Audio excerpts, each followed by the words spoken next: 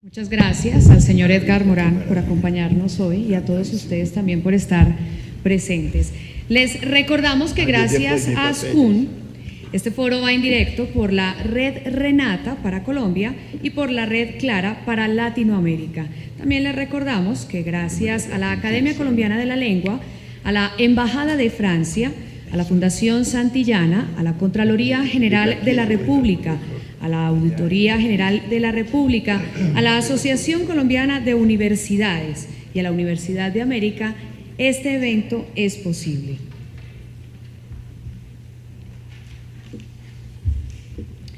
Para presentar la siguiente mesa y los siguientes invitados, voy a citar un párrafo textual que me encontré. Dice así: en general, lo público define la esfera en que se expresa y conforma la voluntad ciudadana. Es la conformación de la voluntad ciudadana la que resulta más problemática en el contexto de una comprensión de lo público. La conformación de la voluntad ciudadana se extiende y se entiende como un proceso orientado a definir qué quiere la ciudadanía. ¿De qué manera se ha entendido este proceso? Para tratar de responder a esta y a otras preguntas en cuanto al tema ética y formación para la defensa de lo público, vamos a saludar ahora al doctor Bernardo Hoyos, director de la emisora de la Universidad Jorge Tadeo Lozano, quien va a hacer las veces de moderador. También a los panelistas, el doctor Jaime Restrepo Cuartas, director de Colciencias, a la doctora Cecilia María Vélez, rectora de la Universidad Jorge Tadeo Lozano, al doctor Rodrigo Noguera, rector de la Universidad Sergio Arboleda, a la doctora Patricia Martínez, rectora de la Universidad Tecnológica de Bolívar, y al doctor Jorge Reynolds, investigador. Algunos de ellos apenas están llegando porque tuvieron algunos inconvenientes, pero ya los estamos esperando. Adelante, doctor Bernardo.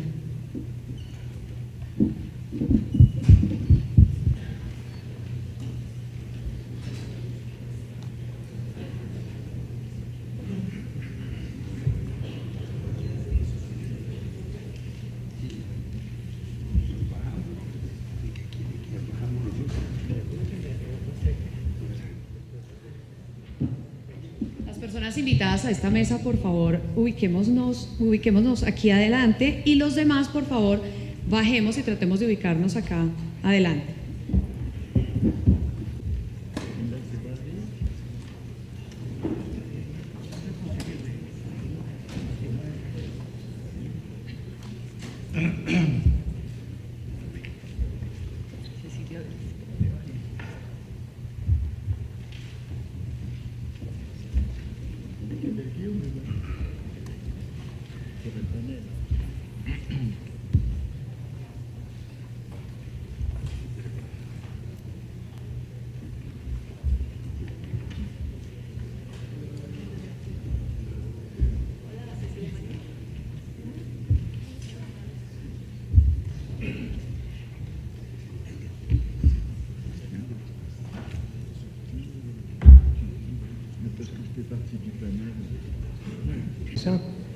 Bienvenidos, muchas gracias. Un placer para mí y un honor hacer una moderación. El profesor Morán está acompañado de la doctora Cecilia María Vélez White, rectora de nuestra querida universidad. Ella estudió en la Universidad de Antioquia, también en la Tadeo Lozano, es su rectora. Después hizo un doctorado en asuntos de educación y otras disciplinas en la Universidad belga, tan célebre desde la Edad Media, Lovaina. Después en MIT, en asuntos de urbanismo. Y para todos ustedes no es ningún secreto el hecho de que entre muchas actividades de la vida pública fue ministra de Educación destacadísima. Uno diría que hizo una gestión histórica durante la doble administración del presidente Uribe.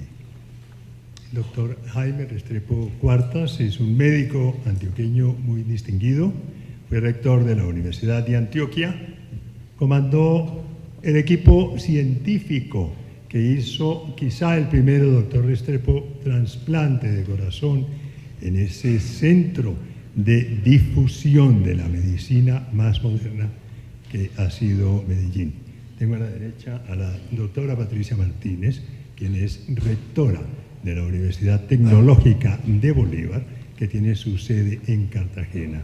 A pesar de que es una universidad joven, fue fundada en el año 70, ha realizado una tarea brillantísima en lo que toca a sus disciplinas. El doctor Rodrigo Noguera es un distinguidísimo jurista. Ha escrito varios textos sobre derecho constitucional, sobre derecho administrativo y es el rector de la Universidad Sergio Arboleda. Jorge Reynolds, nuestro gran amigo desde hace mucho tiempo, lo llamo así y me trago la I porque el doctor Ginás insiste mucho en que él es Reynolds y no Reynolds. Y esto es un poquitico más que anecdótico. Para mí estar al lado de Edgar Morin es como estar al lado de uno de los testimonios vivos más elocuentes y más impresionantes de la historia europea, pero del pensamiento del mundo en los últimos 70 años. O sea, casi todo un siglo. El siglo pasado, porque si hacemos cuenta de su vitalidad, tiene 90 años y que ya a los 10 tenía contacto con una de las épocas más brillantes de la historia intelectual que lo apasionaba desde niño, que es la Ilustración francesa, entonces ahí comienza su acción política, su acción intelectual que no ha cesado. Entonces es un privilegio estar, como decía el presidente Betancourt y el dueño de casa, el doctor Posada, con este hombre tan del siglo XX, pero que nos adentra también poco a poco en el siglo XXI, y más que poco a poco no, con mucha fuerza, y como ha dicho en sus palabras ahora, con ese testimonio tan humanístico como todo lo suyo y lleno de esperanza. Yo espero, con el permiso del dueño de casa y del presidente Betancourt y el panel, que los últimos minutos, quitándole su tiempo precioso, yo le dije a él y le pedí permiso y yo quiero que al final de esta conversación él dedique unos minutos a recordar la liberación de París. ¿Por qué? Porque el 25 y el 26 de agosto de 1944 tuvo lugar uno de los hechos más inolvidables, inmortales en la historia del siglo, y fue la liberación de París y la salvación de París de la barbarie que estaba proyectada. Y él fue no solamente espectador, fue protagonista y actor. Yo le he pedido permiso para que al final destine unos 5 minutos, porque yo creo que es una ocasión única de escuchar un testimonio de uno de los grandes acontecimientos de la manifestación de del urdimbre entre lo individual y lo público, porque el profesor Morá, usted me lo dirá con más autoridad, todo en París en esos días fue público, no hubo un solo interés privado que no estuviese al servicio de la liberación de París, y como manifestación colectiva fue un ejemplo, no solamente como acción militar. Y yo quiero que él recuerde esa liberación de París, porque es para nosotros una ocasión única. Profesor Morá, ¿cuál es más o menos la definición en esta temática? Defensa, ética y defensa para la protección, para el entendimiento del espacio público. ¿Qué es lo público en la vida contemporánea? Aunque usted ya tocó muy bien el tema, pero quiero darle la palabra.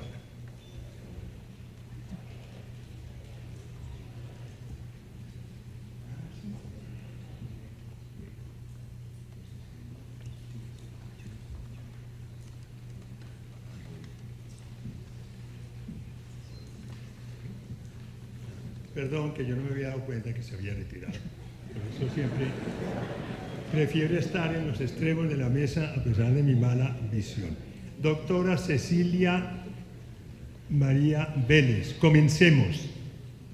¿Cuál es su concepto y la noción de la formación de una ética en función de lo público? Bueno, sin la pretensión de contestar la pregunta que le hacías al profesor Morán, pero pues ligándolo con esa pregunta, cuando me llamaron un poco a hablar de esto, yo en este momento obviamente dirijo una entidad privada, una universidad privada. Obviamente se trata de una universidad y eso le da un carácter distinto, pero cuando me enfrento al problema de cómo gestionar una universidad, yo diría que yo no veo mucha diferencia entre lo público y lo privado en ese caso. Obviamente ustedes me dirán, la educación es un servicio público y en ese sentido, por eso uno se enfrenta a la administración de una universidad como si fuera realmente un bien público y como si fuera realmente el cuidado de una función pública que se le encomendó a uno. Pero allí es donde uno empieza a ver que entre lo público y lo privado no hay unas diferencias tan claras. ¿Qué sería lo público? ¿Qué sería lo privado? Uno podría hablar de pronto, es más bien, qué es lo colectivo, qué es lo individual. Y si hablamos de lo que es lo colectivo y lo individual, pues también nos vemos o nos veríamos mucho más a gatas cuando definimos qué es defender lo público y qué es defenderlo, pues qué sería lo que es defender lo público, porque uno se pone a pensar, por ejemplo, frente a una empresa, y a una empresa que si dijéramos busca el lucro y es una empresa privada, pero ¿cómo pensaría uno que gestiona una empresa privada?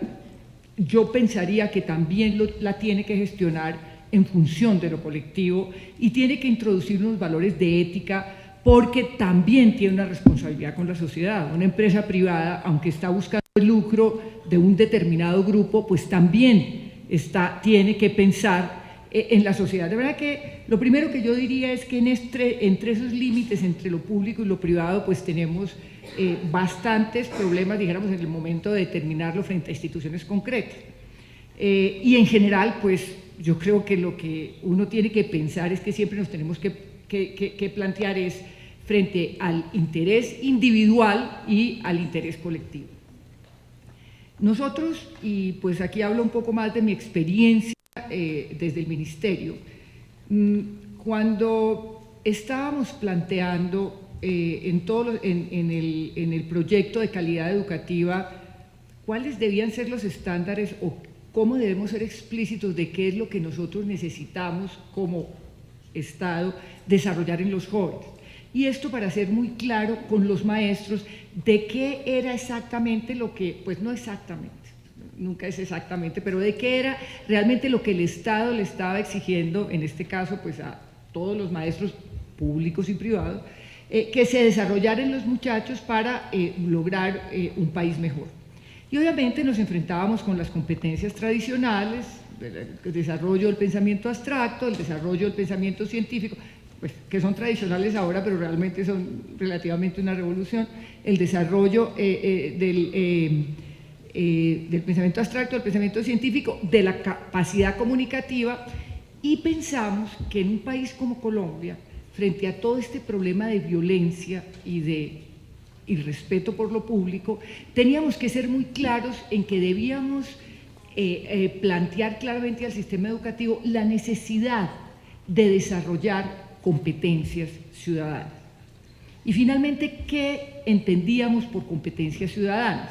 Eran las capacidades, desarrollar en los muchachos las capacidades para vivir en el colectivo, que partían de identificarse él mismo, porque obviamente nosotros estábamos mirando todo el proceso educativo, desde educación inicial hasta educación superior, que partía entonces de identificarse como persona, de aceptarse como persona, de valorarse como persona en primera instancia y de empezar a descentrarse cuando también necesitábamos desarrollar en estos muchachos la capacidad de entender al otro, de identificar al otro y así realmente entrar a mirar las interacciones sociales que se tienen que dar basados básicamente en el respeto por los otros. Todo esto nos llevaba a pensar que competencias ciudadanas era un concepto bastante amplio, en el sentido de que mirábamos como competencia ciudadana no solamente pues unos conocimientos básicos sobre lo que es el Estado, sobre lo que es vivir en comunidad, sino también sobre lo que son los derechos, sobre lo que son los deberes y también un nivel de desarrollo del pensamiento moral. Esto sería pues realmente entrarnos en un desarrollo del pensamiento un poco más complejo y el desarrollo del pensamiento moral. Entendiendo por el pensamiento moral o el desarrollo del pensamiento moral, o veíamos que el desarrollo del pensamiento moral se debía hacer a través de las discusiones, de los planteamientos. Entendíamos que era relativamente fácil la definición o la opción cuando una cosa es mala o cuando una cosa es buena per se, pero que donde empezábamos a tener los problemas, y era realmente donde empezamos a tener los problemas muy agudamente aquí en el país, es cuando estamos frente a los dilemas morales. Cuando alguien le dice a uno, no, pues sí, la verdad es que yo maté, pero es que iban a matar a mi mamá, o yo maté, pero yo me estaba muriendo de hambre, o yo robé, pero es que realmente mi familia lo necesitaba, o mis hijitos estaban muriendo de hambre. Allí hay unos dilemas morales en donde realmente se pone a prueba lo que es el desarrollo del juicio moral. Y es decir, porque obviamente lo que nos toca es saber cómo desarrollamos eso. Lo que pensamos era que una de las mejores metodologías era definir conflictos morales, definir dilemas morales y plantear una discusión en las clases, plantear una discusión en los colegios sobre estas problemáticas tan complicadas cuando se trata de cuestiones que están en una zona tan difícil definición y en donde no es muy claro tajantemente decir qué es lo bueno o lo malo o cómo se tiene que comportar la gente. De manera que yo creo, y yendo a la pregunta específica que nos hacían en este panel, y era de cómo educar para la defensa de lo público, pues yo estoy convencida que la única manera es realmente llevar la problemática de lo público, llevar todas estas discusiones y a partir de una discusión franca, de una discusión,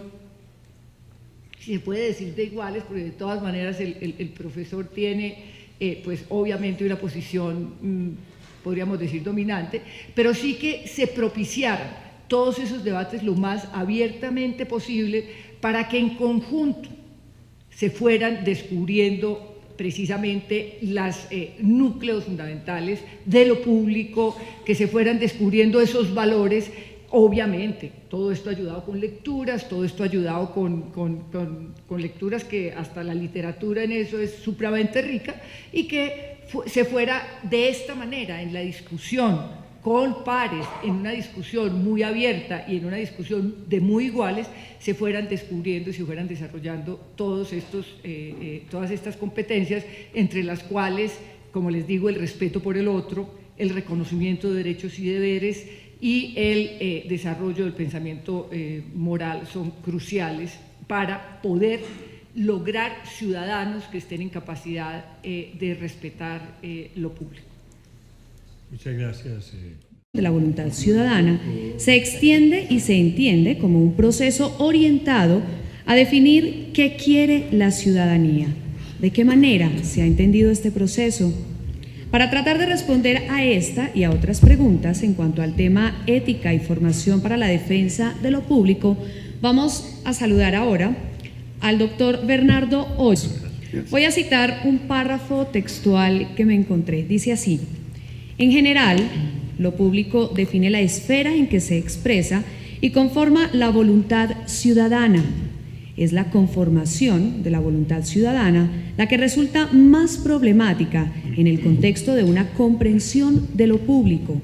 La conformación, director de la emisora de la Universidad Jorge Tadeo Lozano, quien va a hacer las veces de moderador, también a los panelistas, el doctor Jaime Restrepo Cuartas, director de Colciencias, a la doctora Cecilia María Vélez, rectora de la Universidad Jorge Tadeo Lozano, al doctor Rodrigo Noguera, rector de la Universidad Sergio. Muchas gracias al señor Edgar Morán por acompañarnos hoy y a todos ustedes también por estar presentes. Les recordamos que gracias a ASCUN, este foro va en directo por la Red Renata para Colombia y por la Red Clara para Latinoamérica. También les recordamos que gracias a la Academia Colombiana de la Lengua, a la Embajada de Francia, a la Fundación Santillana, a la Contraloría General de la República, a la Auditoría General de la República, a la Asociación Colombiana de Universidades y a la Universidad de América, este evento es posible.